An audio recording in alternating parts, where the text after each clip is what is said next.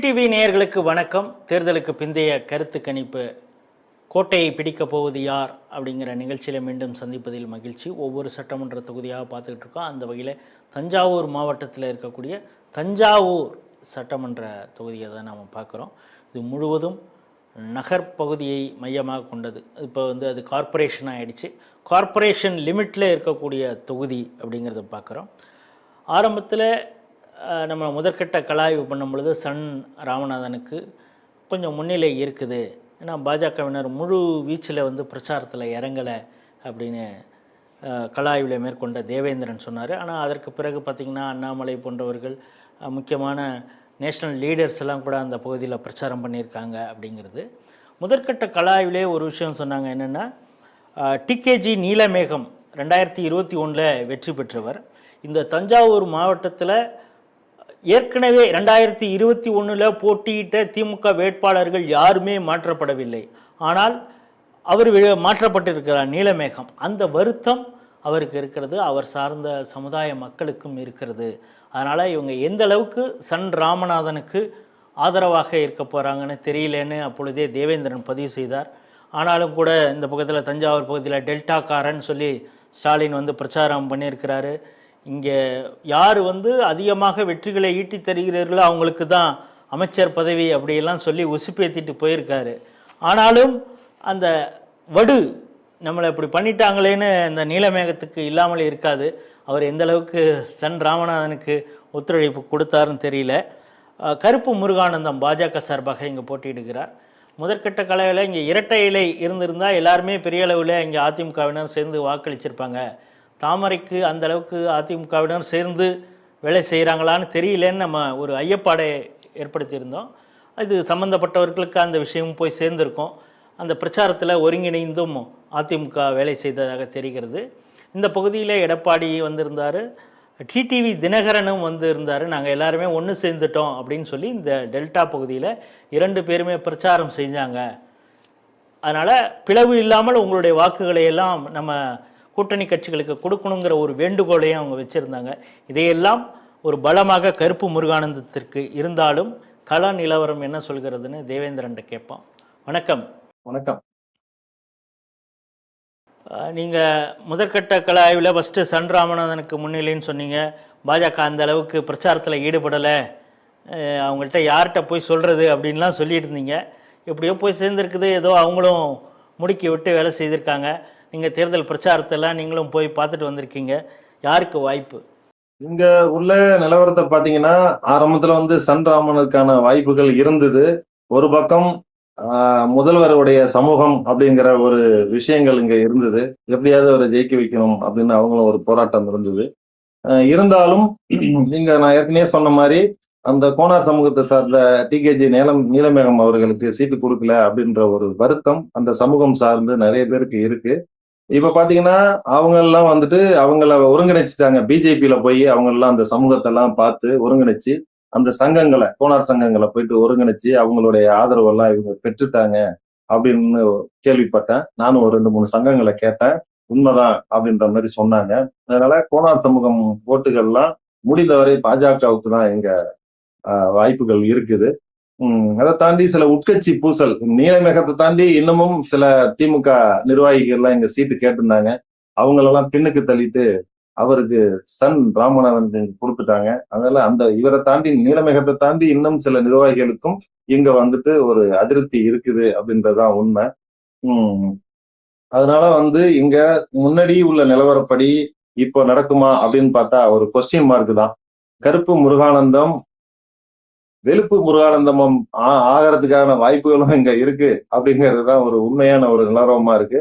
அதை தாண்டி இங்க பாத்தீங்கன்னா, இப்ப கும்பகோணம் எப்படி நான் டிவிகேவுக்கு ஒரு வாய்ப்புகள் சொன்னனும், ஏற்கனவே நானே சொன்னேன். முதல் முறை வாக்காளர் இல்ல, கடைசி முறை வாக்காளர் வரைக்கும் இங்க டிவிகேவுக்கு ஆதரவா இருக்காங்க அப்படின்னு சொல்லிட்டு அது தமிழ்நாடு முழுவதுமே அது பிரதிபலிச்சுட்டு தான் இருக்குது. அந்த மாதிரி டிவிகேவுக்கான வாய்ப்புகளும் இங்க இருக்குது. கணிசமா திமுகவுக்கான ஓட்டுகளை தான் அவங்க பிரிச்சு வச்சிருக்காங்க. எப்போதும் போல திமுகவுக்கான வெற்றி வாய்ப்புகளை தான் அவங்க பிரிச்சு வச்சிருக்காங்க அப்படின்றது உண்மை. அதுதான் இந்த தொகுதியிலும் நடக்கிறது. அதனால பிஜேபிக்கு இங்க வாய்ப்புகள் இருக்கு. இருந்தாலும் 2 பேரும் ஒரு மதில் மேல் பூனையா தான் இருக்குது இங்க தஞ்சாவூர் தொகுதி. முன்னாடி உள்ள நிலவரம் வேற, இப்போ தேர்தலுக்கு பிந்தைய ஒரு நிலவரம் வேற அப்படின்ற மாதிரி தான் இருக்குது. நிறைய பேர் சொல்றாங்க டிவிக்கு இங்க வரதுக்கான வாய்ப்புகள் இருக்குன்னு சொல்றாங்க. ஆனா அது இல்லைங்கிறது தான் ஒரு உண்மை. என்ன பொறுத்தளவுல நான் அறிந்த அளவில் அது இல்லை. திமுக திமுகவா பிஜேபியா அப்படின்ற ஒரு கட்டம் தான் இங்க நிலவிட்டு இருக்குது. அதை தாண்டி வைட்டமின் பா எந்த அளவுக்கு வேலை செஞ்சிருக்கு அப்படின்றது ஒரு முக்கியமான கவனிக்கப்பட வேண்டிய ஒரு உண்மையா இருக்குது. இருந்தாலும் வைட்டமின் பாவை கவனித்தாலும் மக்கள் நிறைய இடங்கள்ல வாங்கி வச்சுக்கிட்டு எங்க உங்க அப்பா வீட்டு காசியா கொடுத்தாங்க அப்படின்ற மாதிரியான சில கேள்விகள்லாம் கேட்கிறாங்க. அது நிறைய நம்ம சமூக வலைதளங்கள்லயே நிறைய பார்த்துக்கிட்டு இருக்கிறோம். அதனால வைட்டமின் பாவை அள்ளி கொடுத்தாலும் அந்த பாவுக்கு தான் இந்த ஓட்டு அப்படின்ற காலகட்டங்கள்லாம் முடிஞ்சு போச்சு. அதுக்கு முன்னாடி பாத்தீங்கன்னா ஐயோ காசு அவன் கொடுத்துட்டான் அவனுக்கு தான் ஓட்டு போடணும் அப்படின்ற மக்களுடைய மனநிலை இருந்தது. இப்ப நிறைய புரிதல் எல்லாம் மாறிக்கிட்டாங்க. வடிவேலு புத்துக்கால சொன்ன மாதிரி அங்க ஒரு குத்து இங்க ஒரு குத்து அப்படின்ற இதெல்லாம் இப்ப இல்ல. அதனால மக்கள் யாருக்கு எனக்கு நீங்க கொடுத்தாலும் காசு வாங்கிப்பான், நான் கொடுத்தாலும் காசு வாங்கிப்பேன், ஆனா எனக்கு என்ன தோணுதோ அதான் நான் செய்வேன் அப்படின்ற மனநிலையில தான் இருக்கிறாங்க. அதனால இங்க பொறுத்து இருந்து பார்த்தாதான் தெரியும் பணநாயகமா ஜனநாயகமா என்பது பார்க்கும். தாவேக்கா இங்கே எத்தனை சதவீதம் வாக்கு? நீங்க கும்பகோணத்தில் நீங்க சொன்னீங்க 20%. அதே போல இங்கே எத்தனை சதவீதம் வாக்கு? விஜய் சரவணன் அவர் பேர்லயே விஜய் வேற வச்சிருக்காரு. கும்பகோணத்தை கம்பேர் பண்ணும்போது கிட்டத்தட்ட ஒரு 25% வரதுக்கான வாய்ப்புகள் இங்க இருக்குன்னு சொல்லலாம். ஏன்னா பாத்தீங்கன்னா நான் முதல் கட்ட கலாய்விலேயே நிறைய வேட்பாளர்லாம் அறிவிக்கல, இருந்தாலும் அப்பவே ஏகப்பட்ட ஒரு இது இருந்தது, அங்க ஆதரவுகள் இருந்தது.